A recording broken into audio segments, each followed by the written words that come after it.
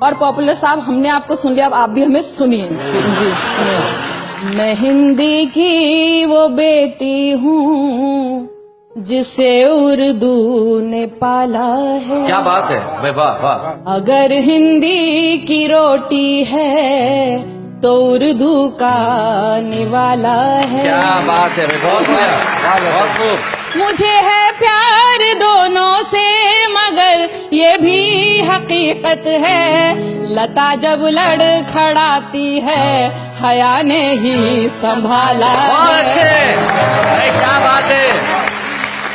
मैं जब हिंदी से मिलती हूँ तो उर्दू साथ आती है, वाह, वाह। और जब उर्दू से मिलती हूँ तो हिंदी घर बुलाती है। मुझे दोनों ही प्यारी हैं, मैं दोनों की दुलारी हूँ। क्या बात है। इधर हिंदी सिमाई है, उधर उर्दू सिखाला है। वाह वाह वाह, बहुत अच्छे।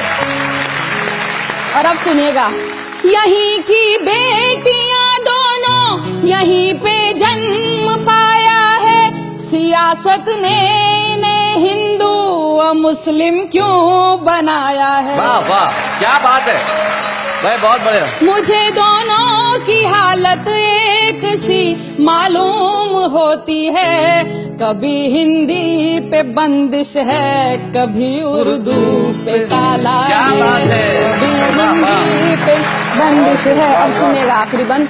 भले अपमान हिंदी का हो या तौहीन उर्दू की, खुदा की है कसम हरगिज हया ये सह नहीं सकती।